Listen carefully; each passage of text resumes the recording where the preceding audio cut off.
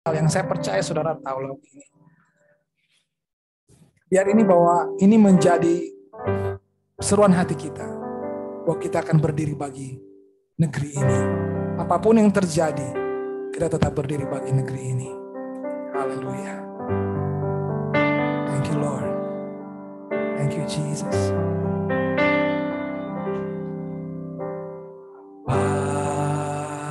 Padamu negeri kami berjanji, padamu negeri kami berbakti.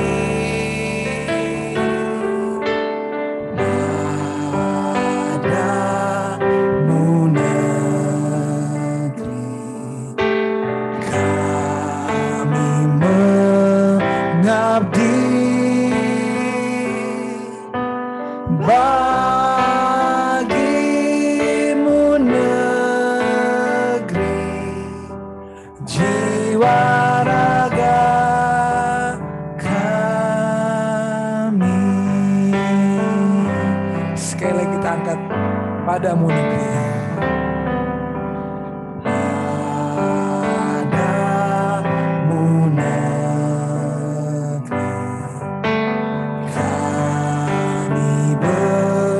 Janji padamu negeri kami berbakti.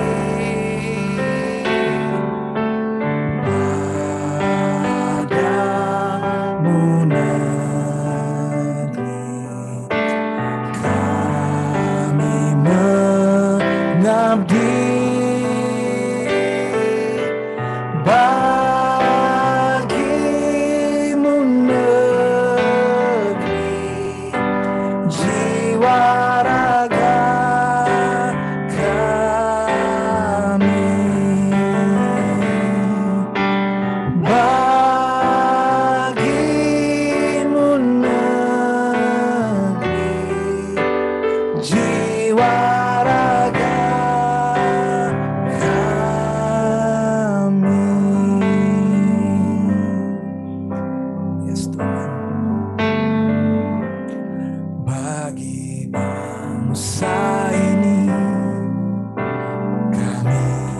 berdiri dan membawa doa kami kepadamu.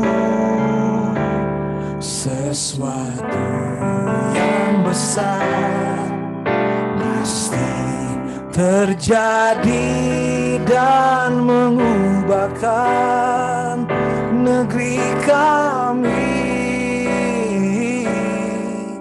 Hanya namamu Tuhan ditinggikan atas seluruh bumi. Kami percaya rancanganmu Tuhan atas bangsa kami. Syukur untuk setiap rencanamu, amin. Dan rancanganmu yang mulia. Dalam satu tubuh kami bersatu, menjadi duta kerajaanmu. Mari ucapkan berkat atas Indonesia.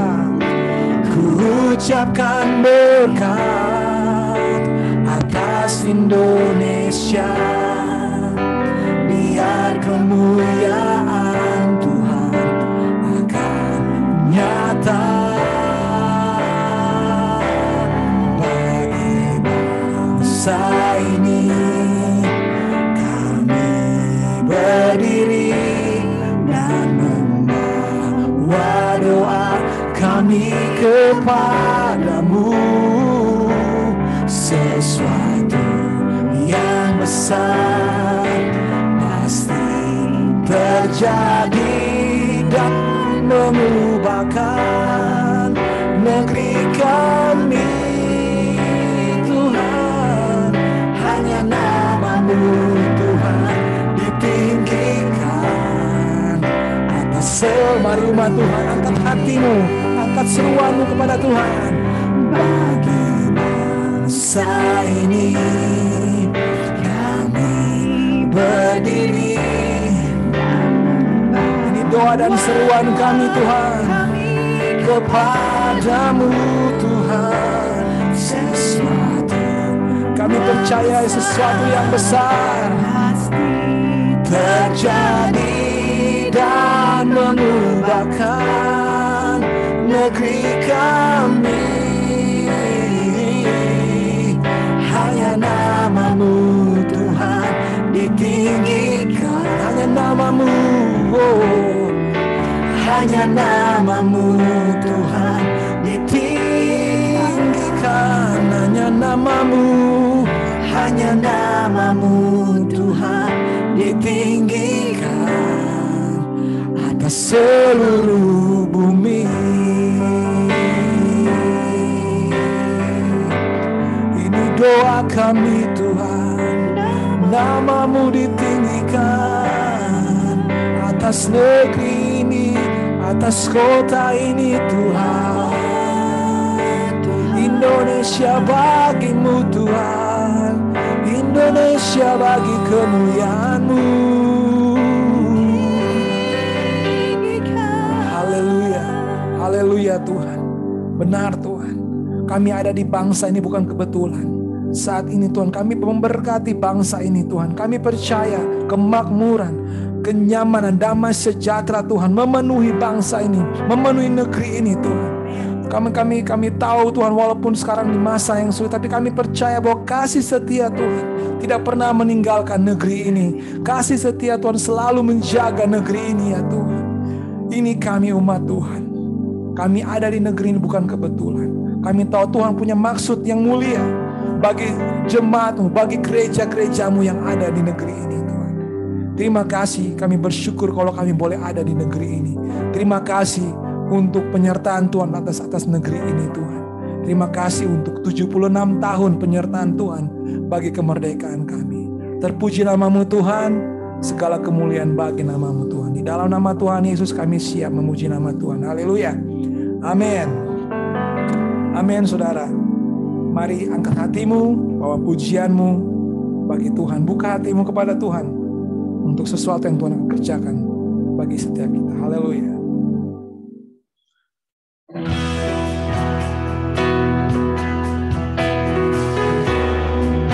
Yes, Lord.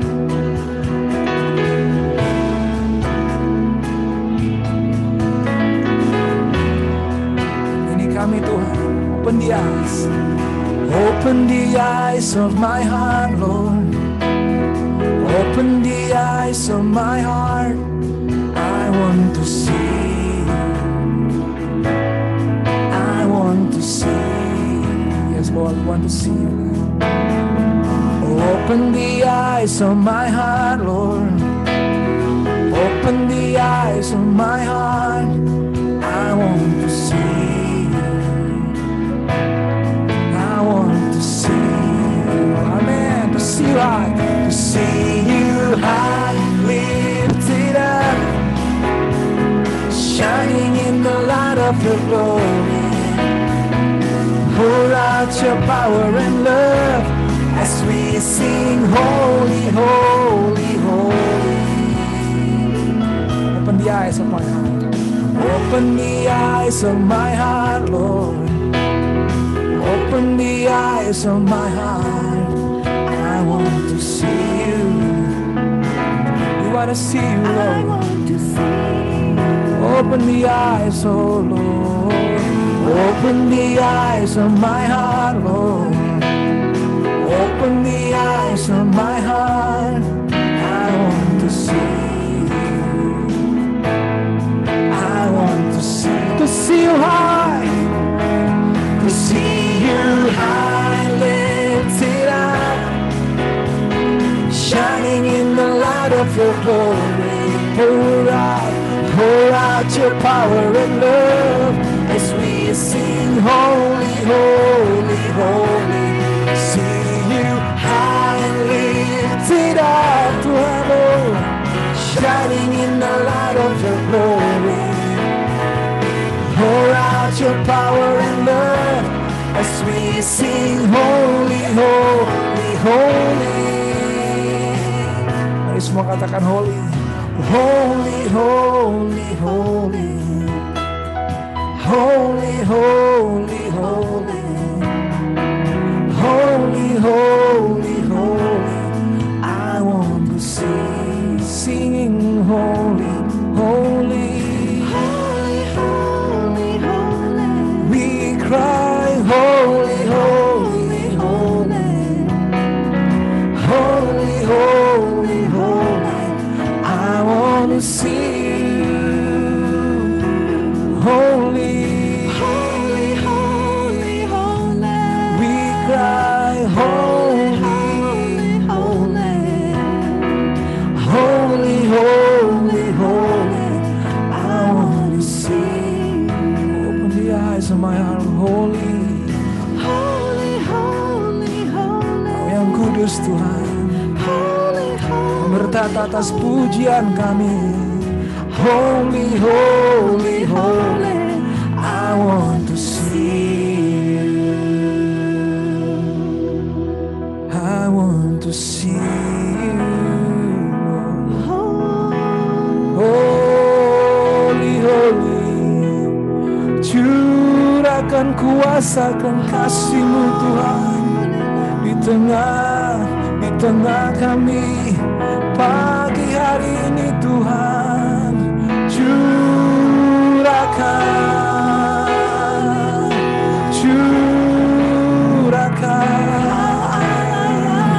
Curahkan Tuhan kuasa-Mu di tengah kami saat kami naikkan pujian kami Tuhan.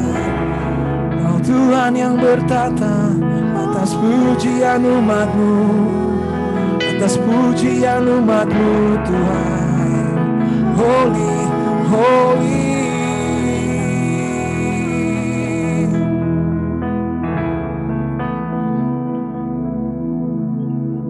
Holy, holy, holy. Yes, God. Holy, holy, holy. It is you. Holy, holy, holy. I want to see you. Pagi hari ini Tuhan, biar kemuliaan-Mu penuhi setiap kami. Kekudusan-Mu menaungi kami. Kasih-Mu melawat kami. Oh Tuhan, kami menyembah Engkau Tuhan tempat ini. Kami bawa hati kami di tahta-Mu Tuhan. Terima kasih Yesus.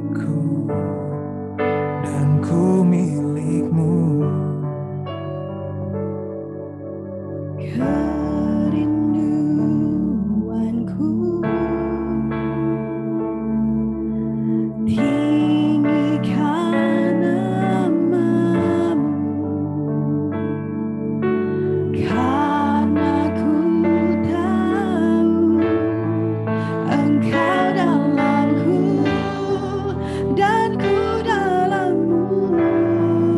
Akan ubah hatiku Tuhan.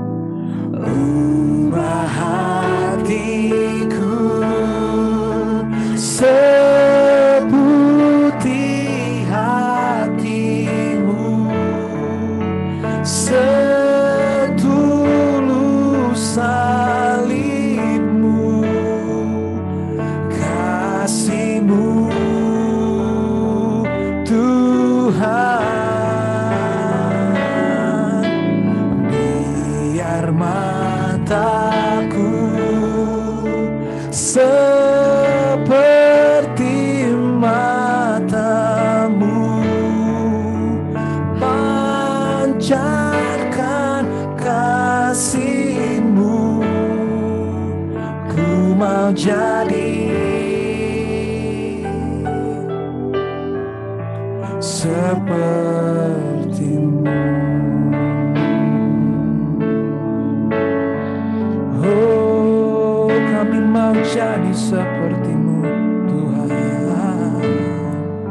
Bapa kau setia, Bapa kau setia, takkan meninggalkan, dan ku percaya Engkau milikku dan ku milikmu. Kerinduan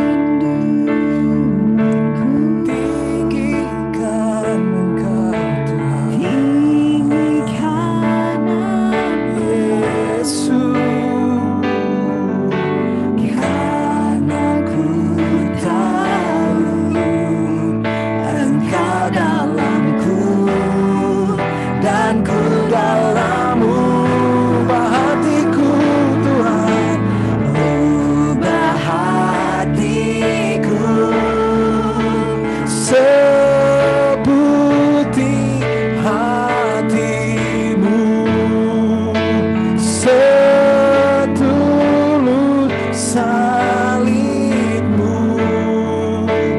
kasihmu Tuhan. Biar mataku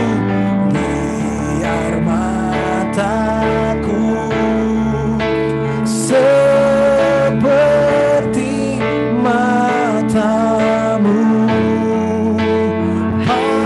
pancarkan kasihmu. Ku mau jadi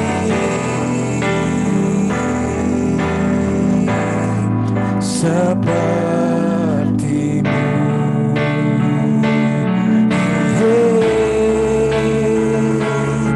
Ubah hatiku Tuhan, ini hadirat-Mu Yesus. Ubah hati kami, Kau Tuhan yang setia. Oh,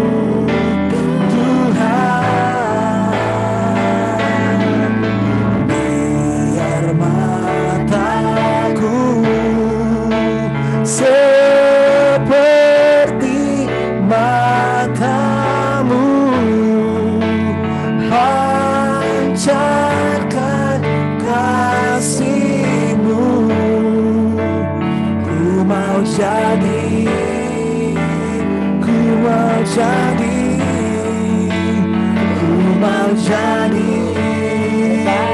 ku mau jadi, ku mau jadi seperti-Mu.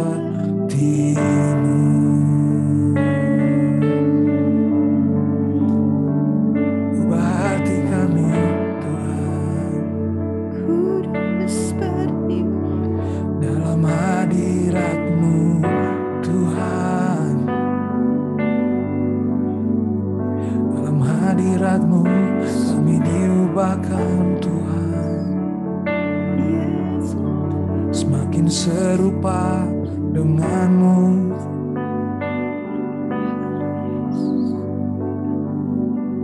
Kami percaya, Tuhan, hadirat-Mu ada di tengah-tengah kami, dimanapun jemaat-Mu berada pagi hari ini, Tuhan. Engkau Tuhan yang setia. Kau rindu mengubahkan setiap kami, setiap waktu, sehingga kami semakin serupa dengan Engkau, Tuhan. Dalam kasih-Mu, dalam kuasa-Mu, Tuhan, kami siap diubahkan lewat firman-Mu. Terima kasih untuk hadirat-Mu. Segala puji, hormat, kemuliaan hanya bagi-Mu, Tuhan. Di dalam nama Tuhan Yesus, kami bersyukur. Amin.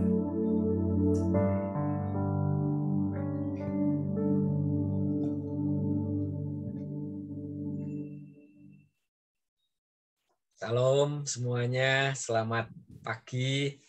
Senang bisa bersama-sama kembali setelah sekian lama tidak pernah berjumpa. Ada yang saya ingat baru saja ketika kita menyembah Tuhan. Beberapa tahun yang lalu di STT Inti kedatangan satu profesor yang sangat terkenal sekali di dalam bidang bahasa Semit. Bahasa Semit itu bahasa Ibrani, bahasa-bahasa yang berkaitan dengan dunia Timur Tengah, dan dia mengarang satu buku kamus di dalam bahasa Semit, namanya Profesor Muraoka. Jadi Profesor Muraoka dia aslinya dari Jepang, tapi kemudian dia stay di Belanda dan mengajar di sana. Nah, Profesor Muraoka ini memang sengaja datang ke Indonesia. Dia memberikan ceramah di beberapa STT, bukan hanya ceramah, tetapi dia mengajar, karena 1 minggu dia di STT Inti, 1 minggu dia di STT Jakarta, 1 minggu dia di STT Aletia, di STT Sati di Jawa Timur. Nah, tujuannya apa? Tujuannya adalah dia ingin membalas apa yang pernah dilakukan buruk oleh Jepang terhadap Indonesia.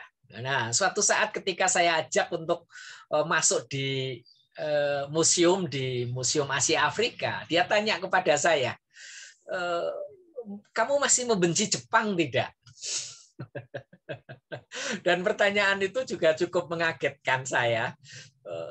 Kenapa saya harus membenci ya? Oh ya betul. Kalau pertanyaan itu barangkali diajukan kepada orang tua saya, barangkali orang tua saya mengatakan mungkin bisa membencinya. Kenapa? Karena ada pengalaman-pengalaman buruk yang dialami bersama Jepang. Tetapi saya lihat Bapak Ibu saya tidak pernah menceritakan tentang Jepang begitu banyak. Saya lihat mereka bisa melupakannya dengan baik. Nah, kemudian dia tanya, bangsa ini kira-kira bisa mengampuni bangsa Jepang tidak? Dan ini menarik menurut saya. Masihkah ada kebencian kita terhadap Jepang? Masihkah ada kebencian kita terhadap bangsa Belanda dan sebagainya? Dan kalau itu masih ada, itu sebenarnya menjadi beban berat bagi perjalanan bangsa ini ke depan. Kenapa? Karena memang sebuah bangsa kalau berjalan ke depan dibebani dengan rasa dendam, rasa amarah terhadap perlakuan dari bangsa-bangsa lain di masa lalu, tentu dia tidak akan bisa berjalan ke depan dengan cepat. Sehingga kalau kita mengangkat tema ini, temanya tentang freedom in forgiving, itu saya pikir menarik sekali karena memang ini berkaitan juga dengan baru saja kita merayakan tentang kemerdekaan kita. 76 tahun. Semoga 76 tahun kita bisa melupakan, tapi bukan hanya melupakan, tetapi kita bisa mengampuni mereka yang telah melakukan begitu banyak hal-hal yang membuat hati bangsa ini luka, gitu ya. Dan kita bisa berjalan menatap ke depan dengan baik. Bapak, Ibu, saudara-saudari yang saya kasihi, berbicara tentang forgiveness, forgiving itu memang hal yang mudah dibicarakan, tetapi tentu tidak mudah untuk kita melakukannya. Dan saya pikir setiap kita pernah mengalami apa yang namanya sakit hati, apa yang namanya rasa luka, dilukai, apa yang namanya kita pernah disakiti, dan sebagainya. Setiap orang pasti mengalami itu. Dan saya tidak mungkin di sini ada satu orang yang bebas, yang free, yang tidak pernah merasakan yang namanya sakit hati. Tetapi saya berdoa supaya jangan sering sakit hati lah, kira-kira begitu. Jadi supaya apa? Supaya hidup kita itu mengalami freedom, gitu ya. Jadi freedom in forgiving. Jadi bebas, kita mengalami kebebasan di dalam mengampuni. Nah, mengampuni itu sangat penting. Jadi, dan saya ingin tunjukkan dulu bagaimana ilmu pengetahuan mengajarkan berdasarkan hasil riset dan sebagainya bahwa yang namanya forgiveness itu sangat penting. Dan forgiveness, pengampunan itu sangat berdampak kepada yang namanya health, kesehatan. Dan ada satu buku, Forgiveness and Health. Jadi di dalam buku ini disebutkan bahwa pengampunan itu adalah sebuah fenomena yang powerful. Jadi bukan hanya sebuah fenomena yang biasa, tetapi fenomena yang powerful. Yang berkaitan dengan apa? Berkaitan dengan well-being. Berkaitan dengan kesejahteraan individu. Kesejahteraan individu, well-being itu apa? Yaitu suasana batin, tapi bukan hanya suasana batin, tetapi juga fisik kita. Itu well-being.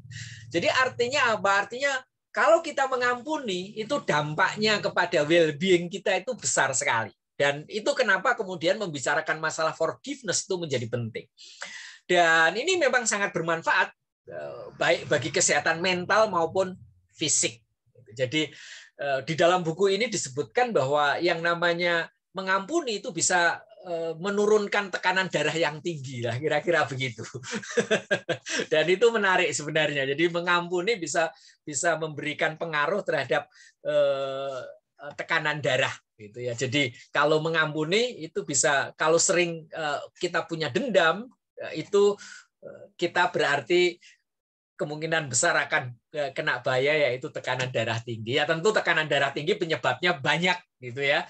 Sakit jantung penyebabnya banyak gitu ya. Saya di ring jantung penyebabnya karena suka makan enak ketika saya ngajar S2 itu. Mahasiswa S2 nggak pernah ngajak saya olahraga itu. Ngajaknya selalu ayo Pak makan gitu. Jadi setelah di Surabaya sekian tahun, artinya itu menumpuk beban banyak di dalam lemak banyak di dalam tubuh saya, yang akhirnya aktivitas olahraga kurang dan sebagainya, dan akhirnya saya harus dipasang ring jantungnya. Ya. Nah yang kedua, seorang ahli psikologi itu juga menyatakan bahwa forgive, mengampuni itu sangat bagus. Jadi di dalam studi scientific ya, studi ilmiah gitu, bahwa kalau kita di training untuk mengampuni itu bisa mengurangi depresi kita. Bahkan bukan hanya mengurangi depresi, tapi bisa meningkatkan pengharapan kita, mengurangi rasa marah kita. Jadi kemudian juga bisa meningkatkan spiritual connection, ya, koneksi spiritual. Dan itu bisa meningkatkan emotional self confidence kita, itu rasa percaya diri kita. Itu dari Fred Laskin yang menulis buku Forgive for Good. Gitu. Jadi mengampuni untuk sebuah kebaikan. Ada satu lagi buku yang dikarang oleh Desmond Tutu. Jadi Desmond Tutu ini seorang pendeta, teolog dari Afrika Selatan. Jadi dia di dalam buku ini juga dikatakan bahwa mendukung buku-buku yang ada tadi. Kalau buku-buku yang dua tadi ditulis oleh betul-betul penulis dari penulis saintis, ya, ilmuwan murni, tapi yang kedua ini ditulis oleh seorang, ketiga ini ditulis oleh seorang teolog. Dan di dalam buku ini dikatakan bahwa riset membuktikan bahwa forgiving itu bisa merubah mental seseorang, bisa merubah emosi seseorang, bisa merubah spiritual, kerohanian seseorang, bahkan secara fisik. Jadi seorang teolog pun mengatakan seperti itu. Jadi pentingnya daripada forgiveness. Dan di dalam satu buku yang ditulis oleh Desmond Tutu dari Afrika Selatan, subjudulnya itu menarik. No future without forgiveness. Tidak ada masa depan tanpa sebuah pengampunan.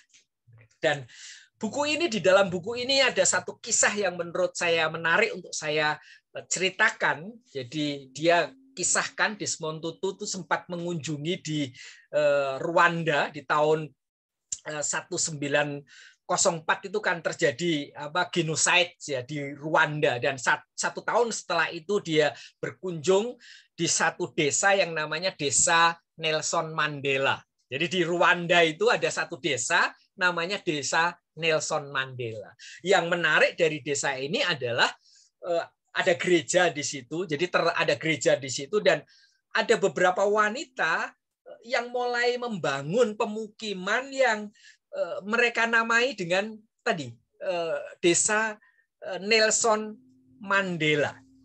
Nah, ketika perempuan itu ditanya oleh Desmond Tutu, kenapa kalian semua, karena ini banyak perempuan dan anak-anak yatim, kenapa? Karena laki-lakinya sudah mengalami genocide. Genocide apa ya? Genocide itu pembunuhan terhadap ras sebenarnya ya. Dan tentunya itu kemudian sangat menyakitkan, saya pikir itu sangat menyakitkan ya bagi yang mengalaminya, yang orang tuanya, papahnya dibunuh, anak-anaknya bisa melihat betul bagaimana mereka cara membunuh orang tuanya dan sebagainya. Dan di dalam buku itu dikisahkan para wanita itu berkata demikian, tentu ini dengan hati yang sangat besar sekali menurut saya. Ketika Desmond Tutu bertanya kepada mereka, kemudian mereka menjawab, iya, memang kita harus berkabung untuk menangisi mereka yang sudah mendahului kita, untuk menangisi mereka yang sudah meninggalkan kita. Tapi hidup itu harus berjalan ke depan. Tetapi hidup itu harus berjalan ke depan. Move on. Kita tidak boleh terus menangisi. Dan kita harus bisa mengampuni apa yang sudah orang lakukan terhadap keluarga kami. Karena tanpa itu, kami tidak akan punya masa depan. No future without forgiveness. Pengampunan sejati itu berurusan memang dengan semua masa lalu. Dan kalau kita bisa melakukan itu memungkinkan kita untuk menatap masa depan dengan lebih baik. No future without forgiveness. Tanpa masa depan. Tidak ada masa depan tanpa pengampunan. Tanpa pengampunan tidak ada masa depan. Sebuah buku yang sangat powerful sekali. Ditulis oleh seorang teolog dari Afrika Selatan, seorang aktivis anti rasis di Afrika Selatan. Nah, bagaimana Alkitab mengajarkan tentang pengampunan? Bapak Ibu, saya akan coba berikan beberapa gambaran tentang akar dari pengampunan. Kenapa sih kita harus mengampuni? Kenapa pengampunan itu menjadi penting di dalam kekristenan?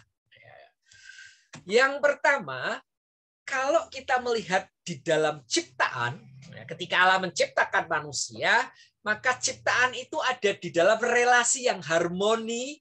Relasi yang harmoni dengan siapa? Relasi yang harmoni dengan Allah, dengan Dia. Tapi bukan hanya dengan Allah, tetapi juga relasi yang harmoni dengan sesama. Tetapi bukan hanya dengan sesama, tetapi ada relasi yang harmonis dengan alam semesta. Dan begitulah kira-kira idealnya masyarakat yang ada di dalam Taman Eden. Tidak ada saling menyakiti antara satu dengan yang lain, hubungannya baik antara manusia dengan Allah, manusia satu dengan manusia lainnya, dan manusia dengan sesamanya. Dengan alam semesta. Ke alam semesta pun tidak.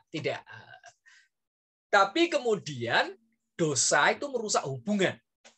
Jadi dosa itu merusak hubungan yang menyebabkan perpisahan, keterasingan, dan permusuhan. Itu akibat daripada masuknya yang namanya dosa. Nah, dosa itu kemudian karena dosa itu barrier itu menjadi muncul, ada jarak. Oneness, kesatuan itu menjadi hilang. Kenapa ya? Karena akibat daripada dosa itu. Nah, yang menarik ya setelah manusia jatuh di dalam dosa itu, yang menarik kalau kita pelajari di dalam Perjanjian Lama adalah yang menarik di dalam Kejadian pasal 3 ayat 9 itu disebutkan begini. Tetapi Tuhan Allah memanggil manusia itu dan berfirman kepadanya, "Di manakah engkau?" Ada hal yang menarik, Allah berinisiatif.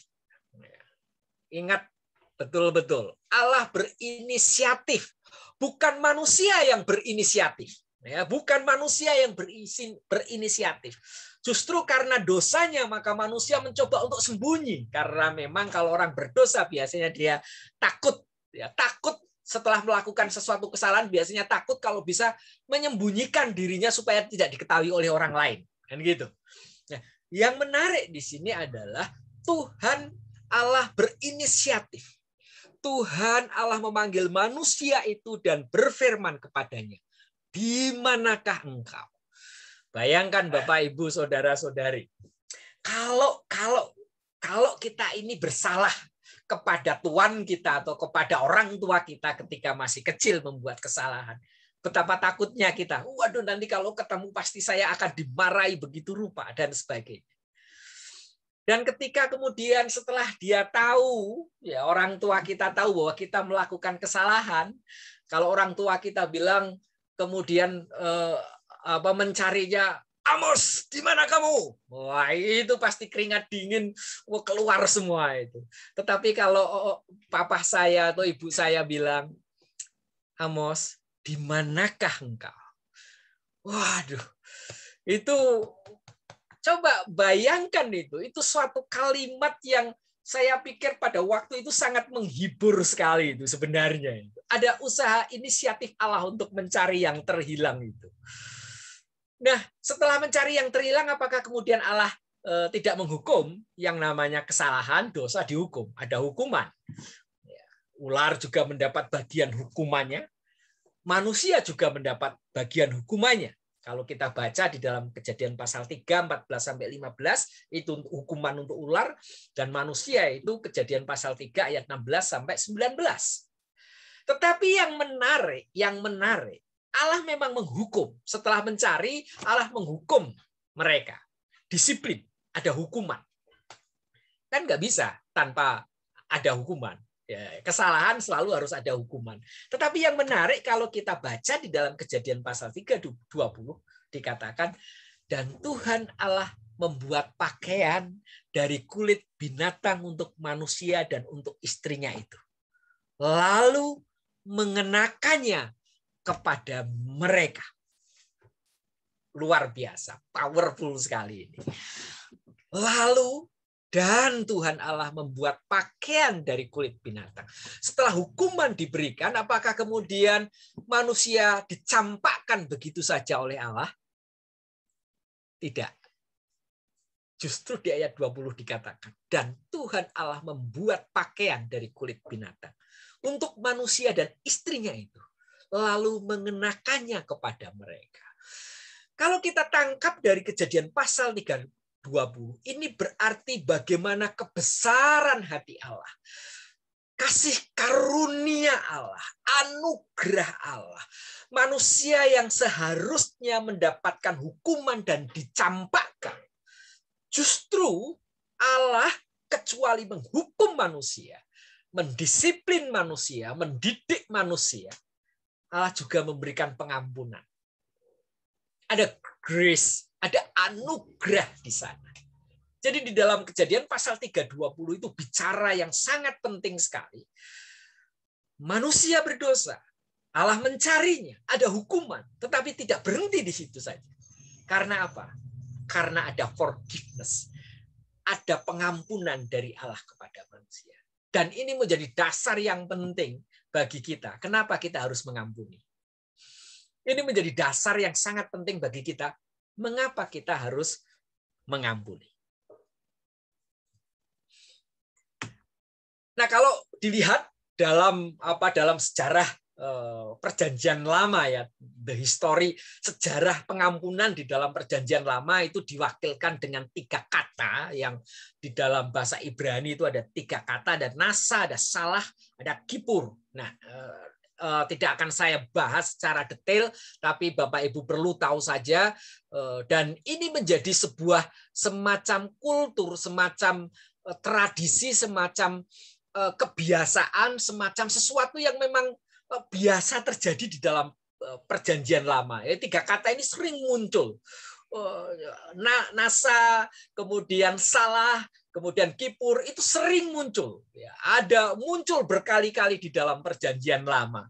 Nah, kalau muncul berkali-kali itu tandanya apa? Itu tandanya bahwa manusia itu sebenarnya ya kebiasaannya begitu. Jatuh dalam dosa, dapat hukuman, kemudian dapat pengampunan. Jatuh dalam dosa, dapat hukuman, kemudian dapat pengampunan. Jadi kalau melihat Perjanjian Lama, jangan hanya dilihat Perjanjian Lama itu dari sisi ini.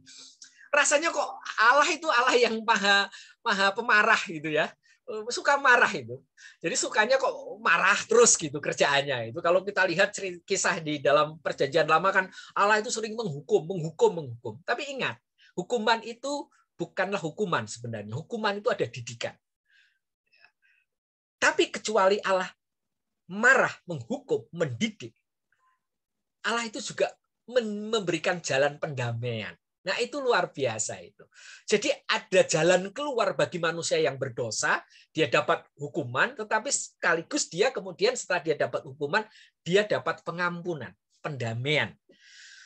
Sehingga 3 kata ini sering muncul di dalam Perjanjian Lama. Sehingga saya membuat lingkaran seperti ini untuk menggambarkan siklus kehidupan manusia di Perjanjian Lama itu seperti apa, seperti ini. Ya, yang pertama dosa. Jadi muncul dosa, kemudian setelah muncul dosa ada apa? Ada hukuman, ada disiplin, gitu ya. Nah, setelah muncul hukuman disiplin, selalu ada pengampunan. Allah tidak pernah tidak menawarkan pengampunan. Nah, itu menurut saya yang luar biasa. Allah selalu memberikan pengampunan kepada umatnya yang sering bersalah terhadap dia. Seberapapun salahnya Israel, ada hukuman diberikan kepada Israel. Tetapi seberapa banyak hukuman yang diberikan, sebanyak itulah juga pengampunan diberikan. Kesempatan untuk berubah diberikan. Dan itu luar biasa menurut saya. Sehingga ini menjadi dasar yang penting bagi kita, kenapa kemudian nanti di dalam Perjanjian Baru pengampunan itu juga menjadi sangat penting sekali. Dan Tuhan Yesus mengajarkan virtue, nilai yang sangat tinggi tentang pengampunan. Yang menempatkan mengampuni, to forgive others, mengampuni yang lain itu menjadi sangat penting sekali di dalam Perjanjian Baru. Kenapa? Karena memang siklusnya seperti ini. Dosa, hukuman, disiplin, pengampunan. Dan itu bukan hanya sekali, itu berkali-kali. Setiap orang Israel berdosa, ada hukuman, ada disiplin. Tetapi Allah memberikan pengampunan. Grace, anugerahnya itu tetap terbuka bagi orang-orang yang bersalah, bagi orang-orang Israel yang bersalah. Nah, bagaimana dengan perjanjian baru? Di perjanjian baru juga ada 3 kata yang menarik, yang sama. Ya. Kalau di dalam Matius 18:27 dikatakan, lalu tergeraklah hati raja itu oleh belas kasihan akan hamba itu sehingga ia membebaskannya. Ya. Itu pakai kata apolu, menghapuskan itu pakai apiemi, hutangnya. 2 kata ini memang namanya menghapuskan, membebaskan itu berkaitan dengan mengampuni sebenarnya. Mengampuni hutangnya. Sehingga ia mengampuni dan mengampuni hutangnya. Artinya melepaskan. Memang di dalam pengampunan itu selalu ada yang namanya melepaskan sesuatu. Pengampunan itu selalu berkaitan dengan melepaskan sesuatu. Karena di dalam Lukas pasal 7:42 juga, karena mereka tidak sanggup membayar, maka ia menghapuskan, melunaskan hutang kedua orang itu. Nah, itu menarik.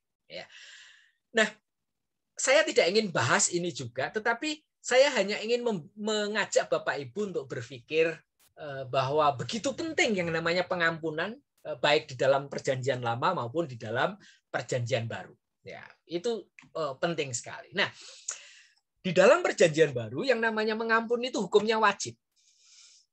Yang namanya wajib itu kan hukumnya wajib itu ya kalau dilakukan dia harus dilakukan, tidak boleh tidak dilakukan, namanya wajib kan.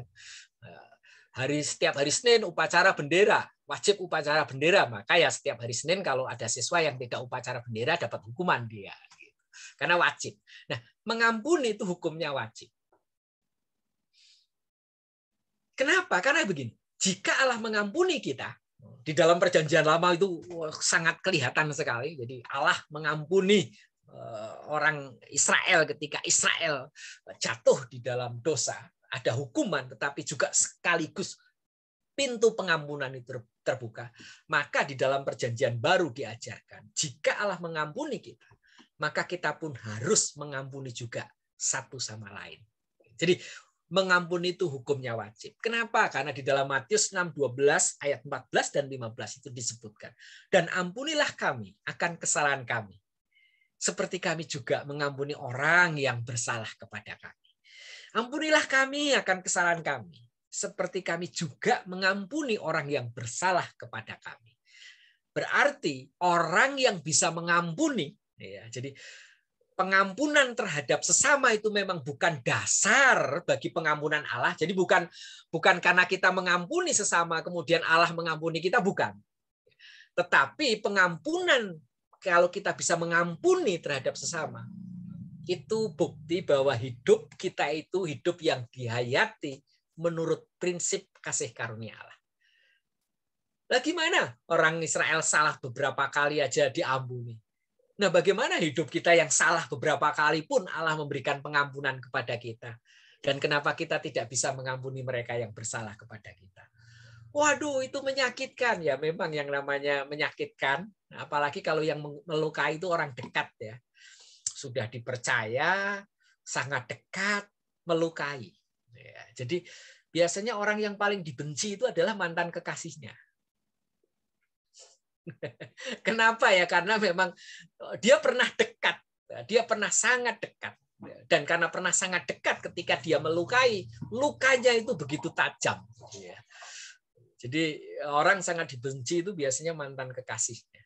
Yang dulunya sangat dicintai, kemudian menjadi terbalik yang sangat dibenci. Jadi, nah tetapi di dalam perjanjian baru, Yesus mengajarkan, Tuhan Yesus mengajarkan bahwa kita itu wajib mengampuni. Karena mengampuni itu hukumnya wajib. Yang kedua, yang ini menarik juga, ternyata hidup berdamai dengan orang lain itu jauh lebih penting dari persembahan menurut Allah. Jadi Allah itu dapat menanti, Allah itu dapat menunggu, tapi berdamai dengan saudara itu tidak dapat menunggu. Berdamai dengan saudara itu tidak dapat menanti. Dan ini disebutkan di dalam Matius pasal 5 ayat 23.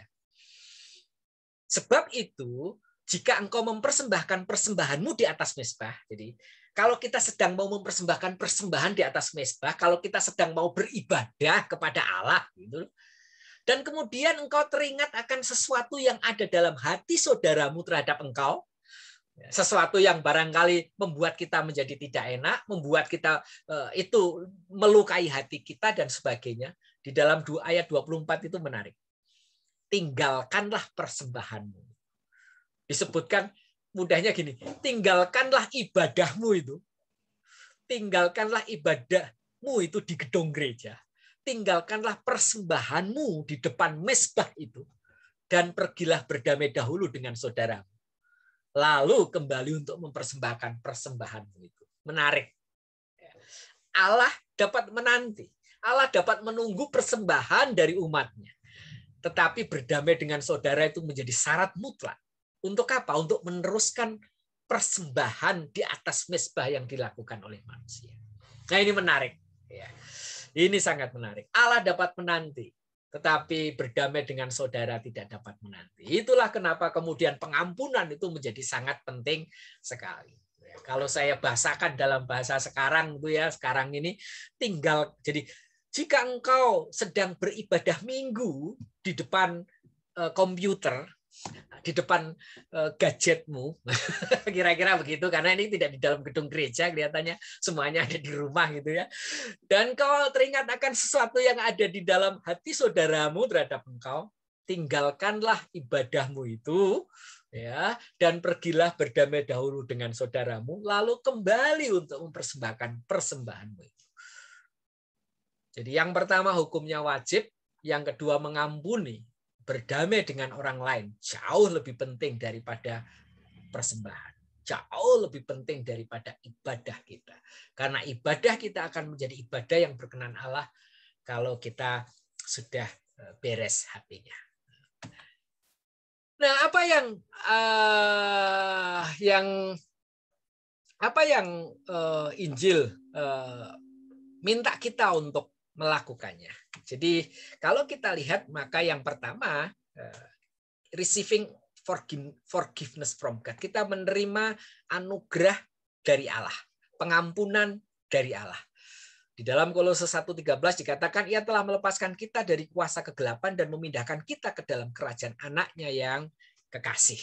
Ya, ia telah melepaskan kita. Kita sudah menerima forgiveness. Kita menerima kelepasan yang Allah berikan, pengampunan yang Allah berikan buat kita. Di dalam Dia kita memiliki penebusan kita, yaitu pengampunan dosa. Kolose 1 ayat 14. Maaf, itu ayat 14, bukan 1:34 ya. Di dalam Dia kita memiliki penebusan kita, yaitu apa? Pengampunan dosa. Through Christ, receive forgiveness from God through Christ. Menerima pengampunan dari Allah melalui Kristus. Dan setelah itu harus bagaimana? Maka tugas berikutnya adalah forgive others. Mengampuni yang lain. Dan ini adalah rencana Allah buat kehidupan anak-anaknya. Sabarlah kamu seorang terhadap yang lain. Dan ampunilah seorang akan yang lain apabila yang seorang menaruh dendam terhadap yang lain. Sama seperti Tuhan telah mengampuni kamu. Kamu perbuat jugalah demikian. Baik di dalam Injil maupun di dalam tulisan-tulisan Paulus. Mengampuni itu hukumnya wajib. Sama seperti Tuhan telah mengampuni kamu. Kamu perbuat jugalah demikian. Nah, mengapa kita harus mengampuni? Yang pertama, kita harus mengampuni demi Kristus. Kalau kita mengampuni, alasannya apa sih? Alasan yang pertama adalah kita harus mengampuni demi Kristus. Kamu bukan milikmu sendiri sekarang, kata Paulus, karena kamu telah dibeli dengan harga yang telah dibayar lunas. Jadi, hidup kita bukan milik kita sendiri sekarang. Kita sudah dibeli dengan harga yang lunas. Kamu telah dibebaskan dari dosa dan diperbudak, yang diperbudak oleh, bukan diperbudak, kamu telah dibebaskan dari dosa oleh Allah, dan Dia, kita baca di dalam Roma pasal 6 ayat 22 ya.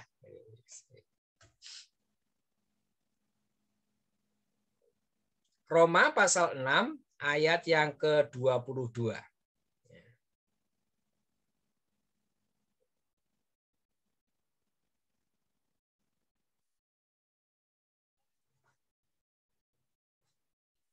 Tetapi sekarang kamu telah dimerdekakan dari dosa, dan setelah kamu menjadi hamba Allah, gitu ya, menjadi hambanya Allah, kamu beroleh buah yang membawa kamu kepada pengudusan, dan sebagai kesudahannya ialah hidup yang kekal. Sehingga kita melakukan itu semua karena demi Kristus. Yang kedua, kenapa kita harus melakukan mengampuni? Karena orang Kristen harus mengampuni demi orang lain. Pertanyaannya yang sering muncul begini, Bapak Ibu semua. Apakah saya harus memaafkannya jika dia tidak bertobat? Itulah kira-kira begitu. Apakah saya harus memaafkannya jika dia tidak bertobat? Pertanyaan yang lebih baik bukan begitu, tetapi pertanyaan yang lebih baik adalah, dapatkah dia bertobat jika saya tidak mengampuni? Dapatkah dia bertobat jika saya tidak mengampuni? Kalau saya mengampuni, berarti kemungkinan ada pertobatan di sana. Nah, kenapa? Karena begini, karena tidak ada seorang pun yang bertobat ketika Kristus berseru di salib, Bapa, ampunilah mereka karena mereka tidak tahu apa yang mereka lakukan. Apakah kemudian banyak orang bertobat? Enggak. Tapi apakah kemudian itu memberhentikan Yesus untuk mengampuni mereka? Tidak. Pengampunan yang diberikan Yesus tetap berjalan terus. Dia lebih dahulu mengasihi kita. Jadi kenapa kita harus mengampuni? Karena memang dia lebih dahulu mengasihi kita. Tuhan tidak mengasihi kita dan mengampuni kita karena kita bertobat. Bukan. Melainkan kita bertobat karena Allah mengasihi kita dan mengampuni kita. Ya, ingat, Tuhan tidak mengasihi kita dan mengampuni kita karena kita bertobat duluan. Bukan. Jauh sebelum kita bertobat, jauh sebelum kita bebas dari dosa itu, ya, Allah sudah mengasihi kita. Paulus mengatakan bahwa Allah itu membuktikan kasih-Nya kepada kita ketika Kristus telah mati untuk kita pada waktu kita masih berdosa. Jadi ketika kita masih berdosa, Allah telah mati untuk kita. Dan yang ketiga, kenapa mengampuni itu penting? Karena itu bukan hanya demi orang lain, bukan hanya demi Kristus, tetapi juga demi diri kita sendiri. Memaafkan adalah satu-satunya cara untuk bersikap adil terhadap diri kita sendiri. Karena hanya pengampunan yang membebaskan kita dari masa lalu yang menyakitkan menuju masa depan yang benar-benar baru. Jadi kalau kita bisa mengampuni, maka itu akan membebaskan kita dari apa? Dari masa lalu, dari orang-orang yang melukai kita dan sebagainya. Menuju apa? Menuju masa depan yang benar-benar baru. Dan kalau kita tidak memaafkan, itu akan menjadi siksaan itu. Siksaan yang tanpa henti. Karena apa? Karena masa kini, masa depan itu akan diliputi, akan ditelan oleh masa lalu yang tanpa harapan. Jadi kalau kita tidak memaafkan, yang rugi itu bukan orang lain. Kalau kita tidak memaafkan, maka yang rugi adalah diri kita sendiri. Kenapa? Karena kalau kita tidak memaafkan, tidak bisa memaafkan, itu berarti kita akan menderita siksaan. Karena orang yang merasa dizolimi, orang yang merasa disakiti, hidupnya pasti tidak akan mengalami yang namanya freedom. Hidupnya tidak akan mengalami yang namanya kebebasan. Karena hanya pengampunan yang membebaskan kita. Freedom in forgiving. Kebebasan. Bebas, merasa memiliki kemerdekaan ketika kita mengampuni. Kalau kita tidak mengampuni, kita tidak akan pernah bisa merdeka. Bapak, Ibu, saudara-saudari yang saya kasih, kita bisa melihat bagaimana perjalanan sebuah bangsa yang kalau sebuah bangsa ini hanya menyimpan dendam masa lalu, mereka akan perang terus itu. Karena yang namanya dendam tidak akan pernah melahirkan kedamaian. Saling membalas, saling dendam. Dendam melahirkan dendam, dendam melahirkan dendam, dan dendam akan melahirkan kekerasan. Maka sebuah bangsa yang bisa memberikan pengampunan, dia akan bisa seperti para perempuan di Rwanda. Forget dan forgive. Lupakan dan ampuni orang-orang yang telah bersalah di masa lalu. Dan kita kemudian move on, berjalan ke depan, menyambut masa depan yang lebih baik. Dan saya pikir di dalam kehidupan kita itu sangat penting sekali yang namanya mengampuni. Kalau kita mengampuni, maka itu membuktikan bahwa ada kasih karunia dari Allah yang bekerja di dalam kehidupan kita. Kenapa? Karena kalau kita mampu mengampuni orang lain, karena kita pernah merasa diampuni, dibebaskan. Bapak Ibu yang saya kasih begini. Kalau kita tidak bisa mengampuni orang lain, itu karena jangan-jangan kita belum pernah merasakan apa yang namanya pengampunan di dalam diri kita.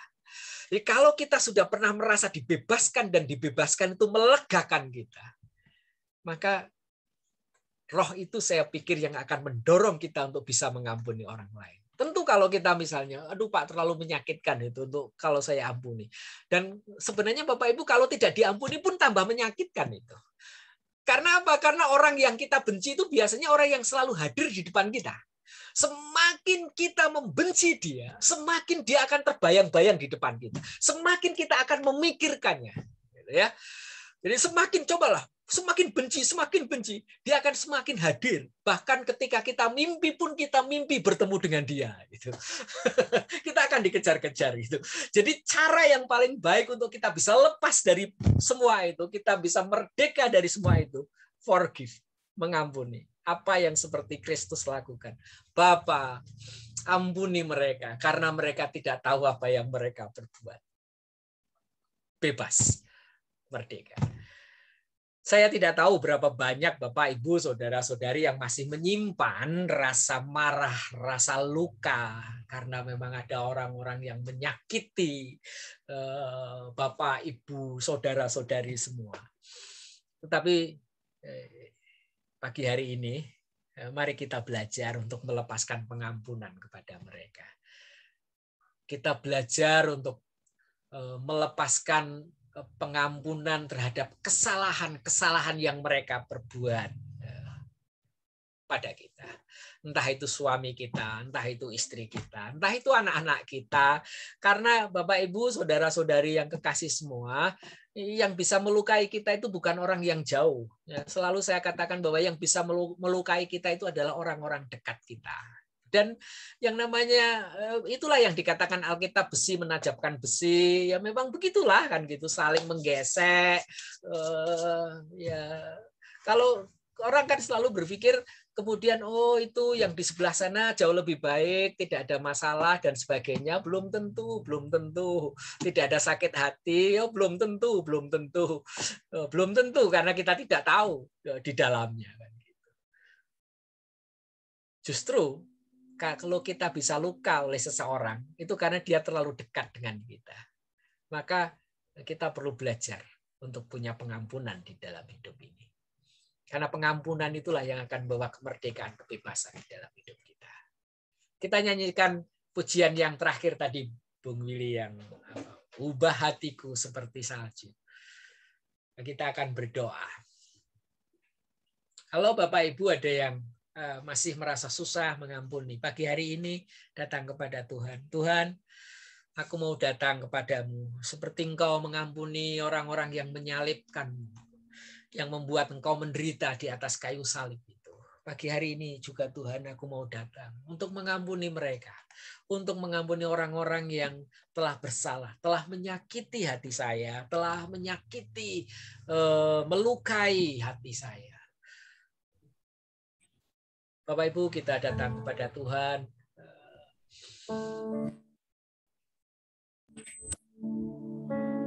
Saya akan berdoa buat Bapak Ibu ya, saudara-saudari semua yang sedang mengalami pergumulan berat, khususnya yang masih merasa dilukai hatinya, yang sampai sekarang kemudian tidak bisa terbebaskan dari pembelenggu. Mau mencoba untuk berjuang mengampuninya, melupakan, namun tidak bisa. Pagi hari ini kita akan datang bersama Tuhan. Biarlah anugerah Tuhan, kasih karunia Tuhan itu melimpah di dalam kehidupan kita, sehingga kita mampu mengampuni mereka. Ubah hatiku seperti hatimu, amin, setulus salibmu, kasihmu Tuhan. amin.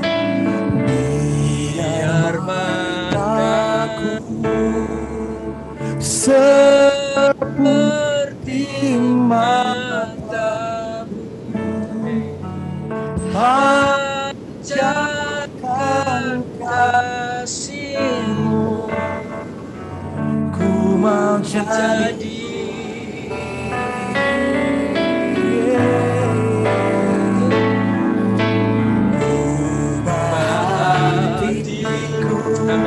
hati kami seperti hatimu, amin, setulus salibmu, kasihmu Tuhan. Biar mataku seperti matamu, pancarkan kasihmu, ku mau jadi seperti.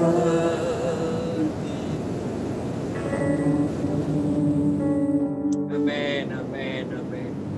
Bapa, ubah hati kami seputih hatimu, selembut hatimu, sehingga kami mampu mengampuni mereka yang bersalah terhadap kami, sehingga kami mampu mengampuni orang-orang yang melukai hati kami. Hamba-Mu berdoa, Tuhan, biarlah kasih karunia, anugerah-Mu itu melimpah ruah di dalam kehidupan jemaat New Life Church ini. Sehingga mereka dengan kasih-Mu yang begitu besar di dalam kehidupan mereka yang telah mereka alami, mereka mampu mengampuni orang-orang yang telah bersalah terhadap mereka. Jemaat, mari kita lepaskan roh pengampunan. Mari kita lepaskan pengampunan kepada orang-orang yang telah melukai hati kita. Mari kita lepaskan pengampunan. Kita lepaskan pengampunan di dalam nama Yesus. Terima kasih Tuhan, terima kasih. Kami menyerahkan setiap jemaat-Mu yang hadir di ruang Zoom ini, Tuhan. Biarlah berkat-Mu melimpah ruah atas mereka. Dan biarlah mereka mengalami yang namanya freedom in forgiving. Kebebasan di dalam mengampuni, dan mereka akhirnya mengalami yang namanya sebuah rasa kebebasan di dalam hidupnya. Karena bisa mengampuni orang-orang yang melukai hati mereka. Ini berdoa untuk setiap ibu-ibu yang pernah merasa disakiti oleh suaminya. Berikan roh pengampunan. Berikan roh pengampunan yang besar ini sehingga mereka mampu mengampuni suami. Demikian juga hamba-Mu berdoa untuk para suami yang merasa disakiti oleh istrinya. Biarlah Engkau mengampuni, biarlah Engkau memberikan roh pengampunan itu Tuhan, sehingga para suami mampu mengasihi istrinya, mengampuni istri. Anak-anak yang merasa disakiti oleh orang tuanya, merasa dilukai oleh orang tuanya karena salah komunikasi dan sebagainya. Roh pengampunan itu biar turun di atas mereka. Biarlah di hari kemerdekaan ini Tuhan, kami boleh merasakan yang namanya freedom in forgiving. Di dalam nama Yesus kami berdoa. Amin. Tuhan memberkati.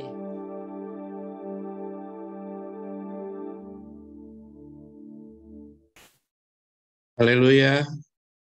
Puji Tuhan, saudara-saudara. Saudara diberkati ya oleh firman Tuhan pada pagi hari ini.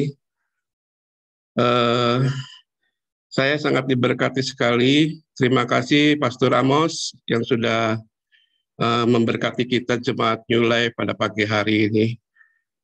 Biar kita mau berdoa, kita meminta kepada Tuhan, tentunya kepada Tuhan kita Yesus Kristus ya, roh pengampunan, saudara.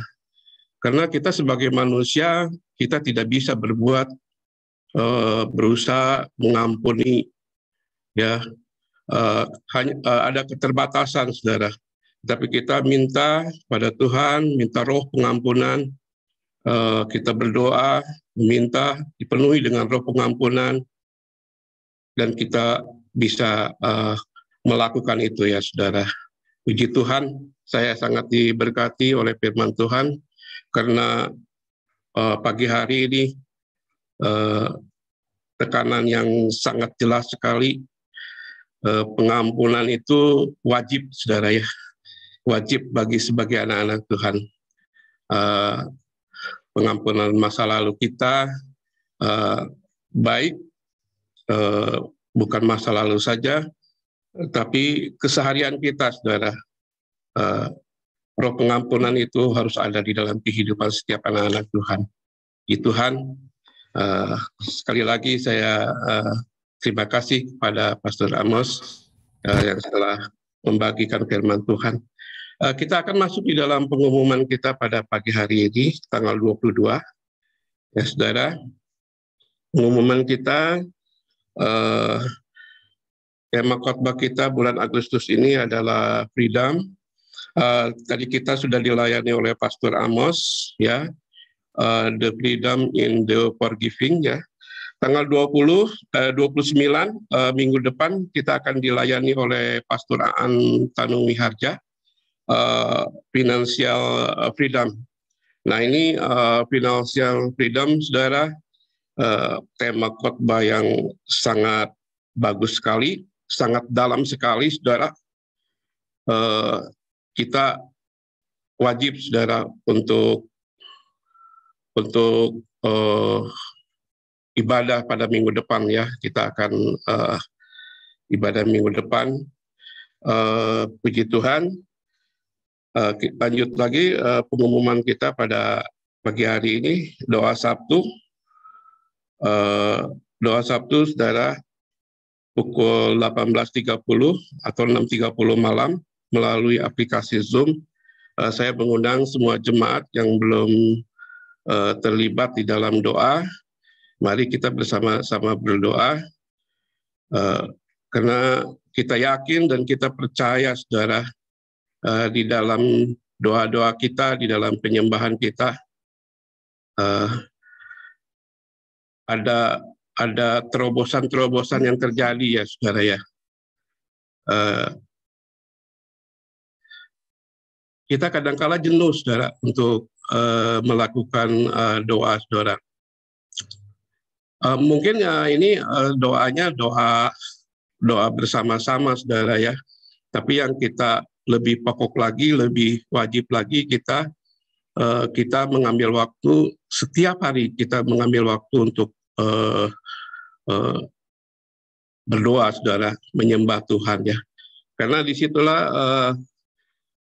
masa-masa yang kita hadapi ini ada terobosan-terobosan yang Tuhan berikan kepada kita, dan itu sendiri saya rasakan ke pribadi saya sendiri, saudara, di dalam doa ini ya. Puji Tuhan. Lanjut lagi pengumuman kita pada pagi hari ini, info Komsel Komsel wanita ya, pada hari Rabu, minggu kedua dan minggu keempat ya. Mungkin minggu depan ada ya, Komsel wanita, pukul 16 lewat Zoom juga. Komsel Maturia Kamis ya saudara, minggu ke-1 dan minggu ke-3 pukul 19 jam 7 ya via Udah Zoom turun ya sayang gitu nggak mau. ya. Dulu Terus enak kalau udah turun gitu enak. Komsel Youth ya, dilanjut Komsel Youth Sabtu tanggal 28 pukul 19 via Zoom juga ya saudara. Lanjut pengumuman kita. Nah di sini ada acara ngobrol santai ya saudara. Santai bersama dengan Pastor Steve. Mungkin ini sudah yang kedua ya. Jumat tanggal 27 Agustus ya pukul 7 juga via Zoom. Saudara yang pertama tidak datang, mungkin saudara bisa hadir di ikut dalam ngobrol santai ini. Minggu kemarin pun saya tidak sempat hadir, tapi saya usahakan minggu ini saudara kita akan hadir karena banyak sekali yang ingin kita bahas dalam ngobrol santai ini saudara ya. Puji Tuhan. Lanjut, happy birthday pada minggu depan saudara ya, tanggal 27 Pastor Aan ya, tanggal 27 Agustus. Terus tanggal 29 Agustus ada Olivia Catherine Tatipata ya. Ini anaknya Pak Jimmy ya, kalau nggak salah Pak Jimmy ya, anak Pak Jimmy ya, puji Tuhan. Anak Pak Jimmy dan Bu Lida ya. Saudara, lanjut pengumuman selanjutnya, ajakan kepada seluruh jemaat New Life KBP ya untuk memberikan persembahan, perpuluhan atau ucapan syukur bisa transfer ke bank account New Life ya.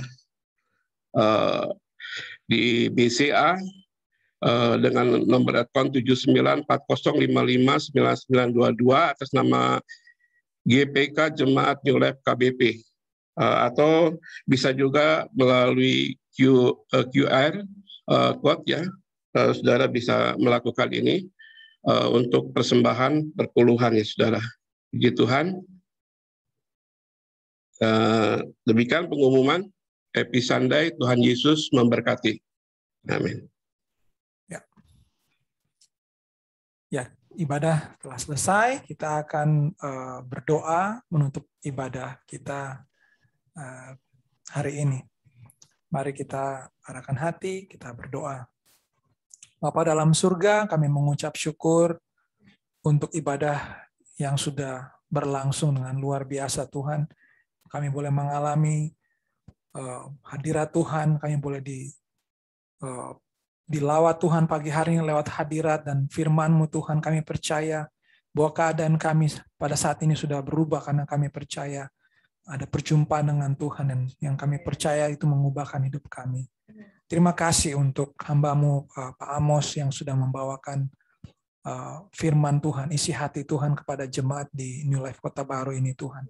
Hamba berdoa sebagaimana yang Pak Amos sudah doakan tadi, kami percaya, kami terima dengan iman bahwa jemaat New Life, jemaat yang mengalami kemenangan di dalam pengampunan Tuhan. Jemaat New Life pada jemaat yang senang mengampuni.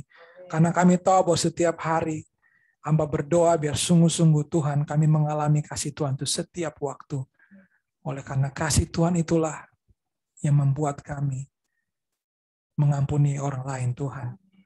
Kami berdoa bukan sesuatu yang mudah, tapi kami percaya seiring kami belajar firman Tuhan, membuka hati kami senantiasa. Kami percaya firman itu akan membasuh kami setiap waktu, menjadikan kami pribadi-pribadi yang Tuhan mau, pribadi-pribadi yang menyenangkan hati Tuhan. Terima kasih Tuhan, kami berdoa Kau pakai luar biasa Pak Amos dimanapun Engkau Tuhan tempatkan beliau di dalam pekerjaan, di dalam pelayanan. Tuhan berkati dengan luar biasa. Pakai terus Pak Amos Tuhan di mana Tuhan tempatkan sehingga kemuliaan Tuhan semakin nyata di dalam segala hal yang beliau kerjakan dan lakukan. Berkati keluarganya, anak-anaknya Tuhan. Berkati senantiasa ya Tuhan. Terima kasih Bapa buat siang hari ini. Mari jemaat Tuhan, angkat hatimu, angkat kedua tanganmu dan terimalah berkat Tuhan. Berkat daripada Allah Bapa di surga memberkati engkau. Engkau akan berjalan bersama dengan Tuhan. Engkau akan melihat hal-hal yang luar biasa bersama dengan Tuhan. Buka hatimu senantiasa. Arahkan hatimu senantiasa hanya kepada Tuhan. Sungguh-sungguh berjalan dalam takut akan Tuhan. Di minggu-minggu ini kau akan melihat bagaimana Tuhan menyatakan kesetiaannya. Tuhan memberkati engkau dalam segala hal yang kau lakukan dan kau kerjakan.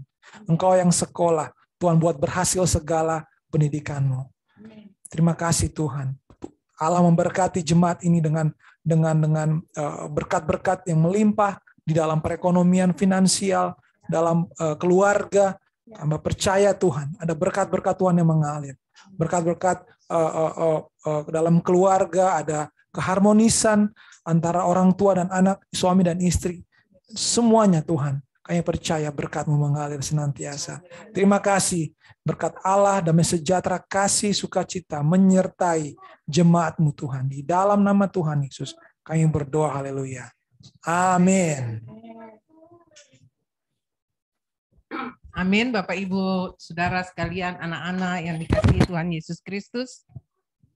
Terima kasih untuk kehadiran semua jemaat New Life yang pada hari ini.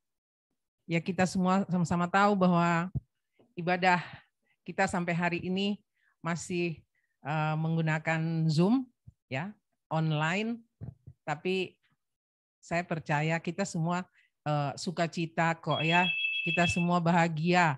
Walaupun situasi keadaan yang kita tahu tidak mudah, tetapi setiap minggu kita bisa bertemu begini, puji Tuhan ya. Kita bisa tegur sapa. Oke, Bapak Ibu semua boleh di dinyalakan kamera dan suaranya. Oh, mic enggak. Kameranya aja. Bapak Ibu sekalian, saya mau lihat semua orang hari ini cukup banyak. Ada 29 kalau tidak salah tadi dapat info dari Willy. Kita sepakat ya semua Bapak Ibu semuanya supaya apa namanya ya? Supaya semuanya bisa tersapa dan kita sepakat dengan waktu juga agar acara ramah tamah kita di penghujung ibadah hari ini itu bisa manfaatnya terasa gitu maksud saya. Jadi nanti mungkin ada yang pamit atau apa silahkan, tapi kita sepakat dulu mungkin setengah jam aja atau bagaimana Pak Aan, Pak Willy? Setengah jam cukup Pak? Oke. Puji Tuhan ya. Saya lihat di sini semua pada senyum. Pasti semua pada ceria ini. Saya mau tegur sapa untuk keluarga Pak Aan dulu. Pak Aan, apa kabar Pak Aan? Sehat? Oh baik, hari ini makanan terjamin Bu Kris. Jangan buka rahasia negara Pak. Siap Pak, selamat menikmati. Ibu Sonya, The Sinaga ini, Ais, mantap. Ibu bagaimana? Sehat? Segar bugar? Puji Tuhan. Terima kasih Pak Amos pelayanannya. Gimana Bu? Sehat, iya. Sehat. Siap. Di mana lagi saya lihat nih ada anggota yang baru, Bapak Ivan Anggiat. Apa kabar Bapak Ivan? Salam kenal ya Pak. Iya, kelihatannya Bapak udah 2 apa 3 kali ya. Iya, terima kasih Pak udah mau bergabung dengan New Life Kota Baru Parahyangan Bandung. Bapak posisi di mana? Ya, di Surabaya. Oh, Surabaya. Iya. Wow. Iya, Kota Rawon. Ya, terima kasih Pak untuk partisipasinya ke ibadah kita hari ini. Selanjutnya yang jarang-jarang nih. Itu dia. Pak Firman, apa kabar? Ibu Nia. Orang yang paling dekat ini. Apakah? Kabar baik, Bu. Ya, puji Tuhan. Yang nggak kelihatan kita punya cowok dan cewek. Masih tidur, Tante. Oh, masih tidur. Jam berapa di sana, Ibu? 9:30. 9:30. Cuman lagi libur, jadi sedang menikmati liburan mereka juga. Oke, iya. Siap. Bang Ivan itu kakak aku, Tante Kris. Oh iya. Aku baru ingat ya. Kakak ya. Dulu waktu di Bandung pernah datang? Pernah ya. Siap. Bapak bisa ikut tiap minggu. Puji Tuhan ya.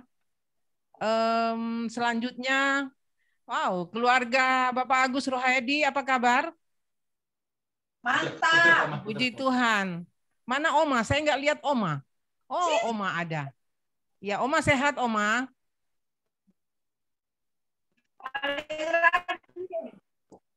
Iya. Oh, itu Oma sehat ya.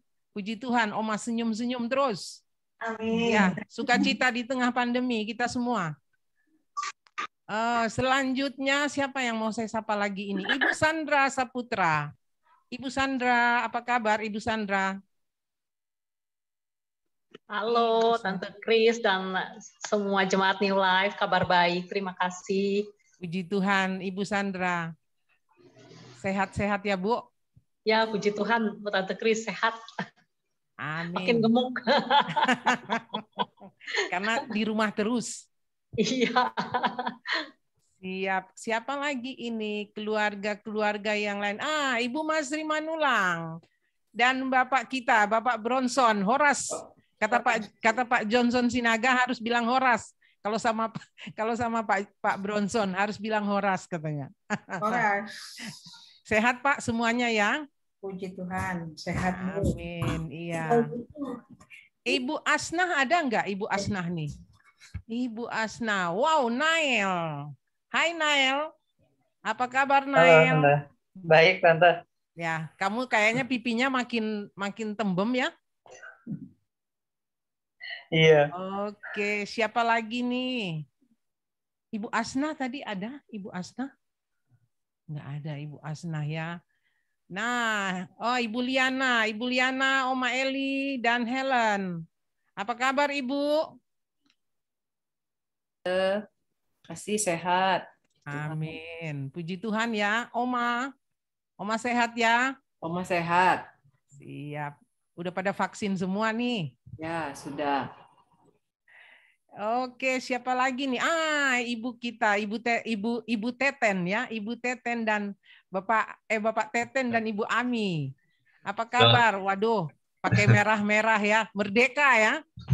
Iya. Merdeka Tante, teman jemaat, apa kabar? Saya sibuk suruh Willy pakai merah putih. Saya sendiri tadi lupa nggak pakai merah putih. Oke, yang lainnya siapa lagi nih?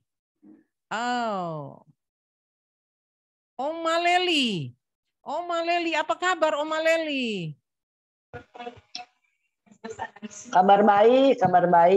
Puji Tuhan. Oma rambutnya mirip-mirip saya ya. Iya, kita jadi irit sampo. Sudah jadi Oma, jadi mirip-mirip kita. Gimana Serupa, Oma sehat? Tapi sehat? tidak sama. Sehat, saya di Banjarmasin. Kapan pulang ke Bandung? Kurang tahu ya, malah dia lagi mau iniin rumah. Kan sekarang kontrak. Oh. Jadi mau lebih enak di Banjarmasin. Jadi usahanya di sini, Bu Kris. Ya. Jadi saya ya bersyukur aja. Semuanya lancar-lancar. Lancar aja biasa. Iya. Ya saya sih maunya ke Bandung ya. Ngapain nih? Nggak ada cucu semua di sini, 6-6-nya. Oke. Iya benar. Iya. Salam buat keluarga semua. Iya, terima kasih. Oma Lelia. Deborah, apa kabar ini Ibu Deborah? Adora, mana Adora adekmu?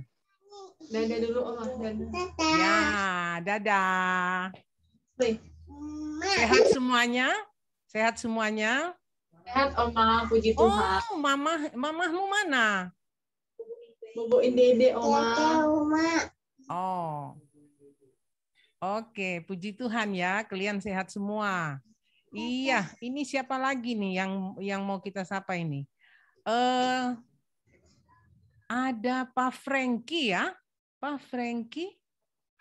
Tadi kayaknya saya keluarga Pak Franky Tanjung. Halo. Pak Franky, apa kabar? kabar? Baik, shalom semuanya. Shalom. Wow, penampilan berbeda nih. Saya pangling. Rambutnya panjang sekarang, nggak pernah ke Iya. salon. Oh begitu. Ah, kan yang di salon juga kan deket di situ. Satu rumah. Nggak bisa potong rambut, bisa make up. Masih di Bali, Pak? Sudah udah ada di Kota Baru. Oh. Ya, puji Tuhan ya. Kapan Amin, ini amin. dibuka kafenya? Kita atau sudah jalan ya? Enggak, hanya terima online saja. Oh, begitu. Ya, semoga Ya. lancar-lancar ya. Amin, amin, amin. Siap, siapa lagi ini? Pak Gugun dan Ibu Imel, apa kabar? Gimana kita punya pasukan unyil-unyil kemana? Nggak kelihatan. Ya, Tante, lagi main sama kakaknya. Oh ya, puji Tuhan sehat semua ya. Sehat, Tante.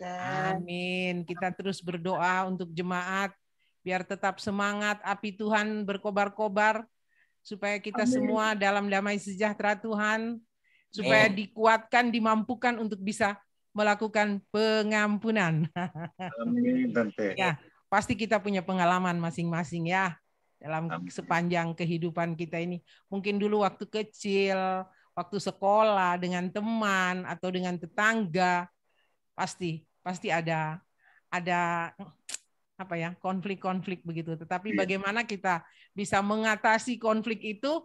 Ya, nomor satu harus mengampuni. Tadi sepertinya ada sesuatu yang menarik saya dengar dari Pak Amos tadi, bahwa dengan kita melakukan pengampunan itu ada energi apa ya, ada sesuatu yang kita bisa rasakan dalam kehidupan. Mungkin kita bisa lebih sehat loh. Saya percaya itu, ya. Amin. Lebih sehat. Imun kita sekarang itu, kata imun itu udah tiap saat kita dengar ya.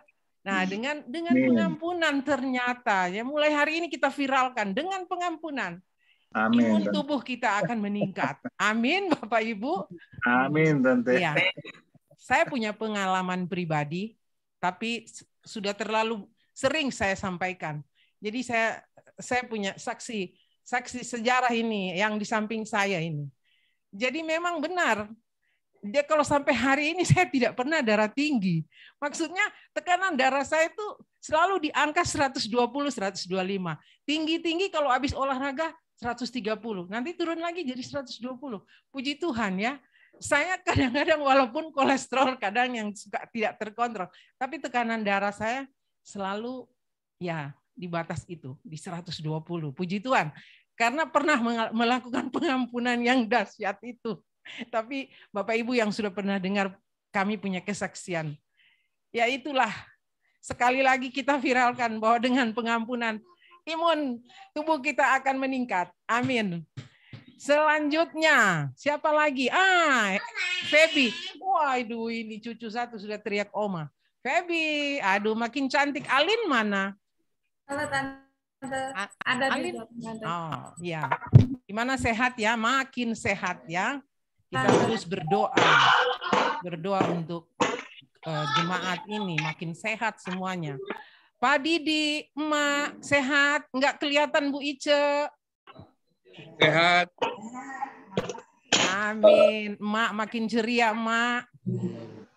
Iya. Ibu Sonya, bagaimana Bapak kita yang terkasih?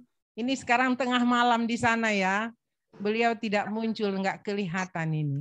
Ya, tadi sempat video call sebentar, tapi udah capek. Dia bilang kalau nggak ngantuk nanti ikut ibadah, tapi kalau ngantuk kami ibadah di sini aja. Ya. Katanya. Jadi kayaknya nggak muncul berarti udah ngantuk. Ya, jangan dipaksakan juga. Karena di sana beliau butuh energi juga. Iya. Untuk ngurus segala macam, katanya hal-hal yang baru. Belanja seperti ibu-ibu. Tadi malam waktu doa sedikit curhat Pak Johnson buat kami. Baru rasa saya di sini harus belanja ini, belanja itu. Aduh, kata Pak Aan, tahu rasa. Iya, ya, itulah cerita kita ini jemaat. Siapa lagi ini? yang merasa belum disapa atau ada yang mau saling nyapa, silahkan. Setengah jam kita pasti sudah pada lapar ya. Ada yang mau makan siang, mungkin sudah siap. Udah nggak sabar nyobain sotonya itu. Pak Aan. Iya. Soto, Pak. Oke. Sop buntut. Sop buntut. Sop buntut.